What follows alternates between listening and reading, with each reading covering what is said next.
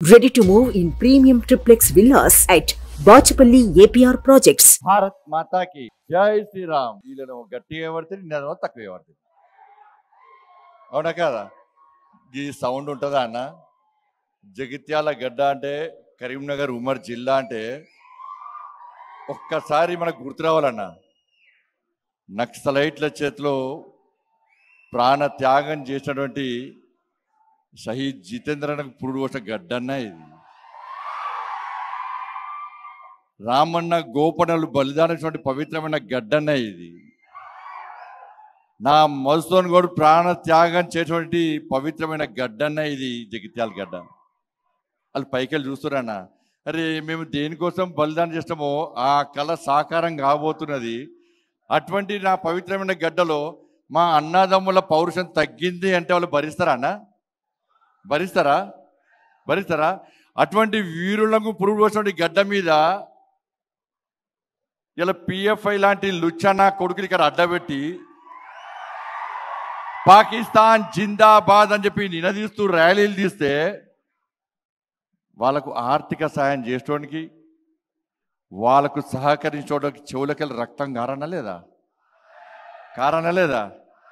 మా జితేందర్ అన్న, మా రామన్న, గోపన్న, మధుసూదన్ కూడా చూడాలనే లేదా అన్న? వాళ్ళు చస్తామని తెలుసన్న, వాళ్ళకు చనిపోతామని తెలుసన్న, చంపుతామని వార్నింగ్ ఇచ్చిరన్న, పోస్టర్లు ఇచ్చిరన్న, టైం, డేట్, ప్లేస్ డిసైడ్ చేసిరన్న.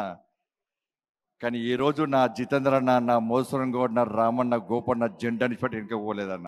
నమ్మిన సిద్ధాంతం కోసం ప్రాణ త్యాగానికైనా సిద్ధమై నక్సలైట్లు బాడీలో బుల్లెట్ దించినా కూడా చివరి కొన ఊపిరి వరకు భారత్ మాతాకి జై అని ప్రాణ త్యాగం చేసిన నా వీరుని గడ్డ అనేది. అటువంటి గడ్డ మీద నిర్ణయిస్తే ఎట్లుండాలన్నా? ఇస్తారా లేదా? ఇద్దామా లేదా? ఎత్తురన్న రెండు చేతుల పైకి. భారత్ మాతాకి జై శ్రీరామ్, జై శ్రీరామ్. రామ లక్ష్మణ జానకి. ఎందుకంటే రాముని పేరు చెప్తేనే కాంగ్రెస్ లకు, బీఆర్ఎస్ లకు గజగజ పడుతున్నారు. భారతీయ జనతా పార్టీలు రాముని పేరు చెప్పుకొని వస్తున్నారట, ఓట్లు వేయద్దట. అంటే కాంగ్రెస్ పార్టీలు, బీఆర్ఎస్ పార్టీ రాముని వ్యతిరేకిస్తున్నట అన్న. ఇలా తెలంగాణ సమాజం ఆలోచించాలి. భారతీయ జనతా పార్టీ పక్కా బరాబర్ రాముని గుడి కట్టిన పార్టీ. ఈ దేశంలోని ప్రతి హిందువు భాగస్వామ్యంతో భవ్యమైన, దివ్యమైన రామ మందిరాన్ని నిర్మించిన పార్టీ భారతీయ జనతా పార్టీ. బరాబర్ రాముని పేరు చెప్పుకొని వస్తాం. మీకు దమ్ముంటే మీరు రాముని వ్యతిరేకిస్తే మీరు బాబర్ పేరు చెప్పుకొని రండి. ఇలా తెలంగాణ సమాజం డిసైడ్ చేస్తుంది. రామునికి ఓటైనా, రాముని వ్యతిరేకులకు ఓటైనా తెలంగాణ సమాజం ఆలోచిస్తుంది. అరే ఊరికేనే వచ్చిందా అన్న రాముని గుడి? ఎంతమంది కరసేవకులు బలిదానమైనారన్న? ఎంతమంది కరసేవకులు రాముని గుడి కోసం పోయి బలిదానమైపోయారన్న?